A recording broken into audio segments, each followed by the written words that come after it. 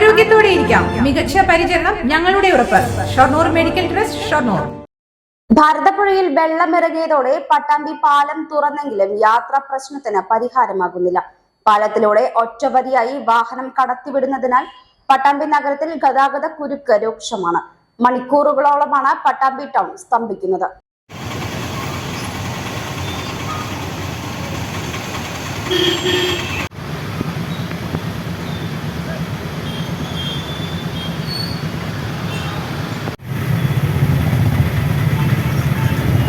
പട്ടാമ്പി പാലം തുറന്നാൽ വാഹനയാത്ര സൗകര്യമാവുമെന്ന് കരുതിയെങ്കിലും ഇരട്ടി പ്രശ്നമാണിവിടെ. പാലത്തിലൂടെ ഒറ്റവരി ഗതാഗതം മാത്രമായതിനാൽ ഗതാഗത കുരുക്കിൽ അമരുകയാണ് പട്ടാമ്പി.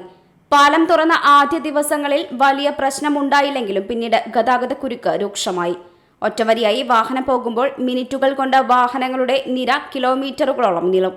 ഗുരുവായൂർ റോഡ് ജംഗ്ഷനിൽ എല്ലാ ഭാഗത്തു നിന്നുള്ള വാഹനങ്ങളും വരുന്നതോടെ ടൗൺ സ്തംഭിക്കും.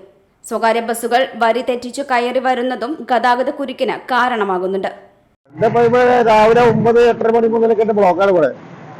പിന്നെ സ്കൂൾ ടൈം കൂടി വന്നു കഴിഞ്ഞാൽ പിന്നെ ബസ്സുകാരാണെങ്കിൽ റോങ് സൈഡിൽ കയറി വന്നിട്ട് നോക്കാൻ ഇവിടെ പോലീസ് ഒരു കാര്യമില്ല.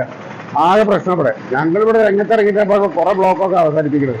ഇത് എപ്പോഴും പറ്റില്ല. ഈ കുട്ടികൾക്കൊക്കെ സ്കൂൾക്ക് വരാനും പോകാനൊക്കെ ഭയങ്കര വിഷമം ബുദ്ധിമുട്ടും കാര്യങ്ങളൊക്കെ ഉള്ളതാണ്.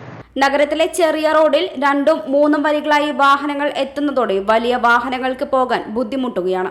പട്ടാമ്പി പാലം ജംഗ്ഷനിൽ നിന്ന് മേലെ പട്ടാമ്പി കൽപ്പക സ്ട്രീറ്റ് വരെയും അപ്പുറം കൂട്ടുപാത വരെയും ബ്ലോക്ക് അനുഭവപ്പെടുന്നുണ്ട്.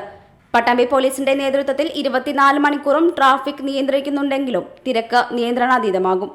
കൈവരികൾ സ്ഥാപിച്ച പാലത്തിൽ 2 വരി ഗതാഗതം ആരംഭിച്ചാൽ മാത്രമേ ഇപ്പോഴുള്ള ഗതാഗത സ്തംഭനത്തിന് താൽക്കാലിക പരിഹാരമാകുകയുള്ളൂ.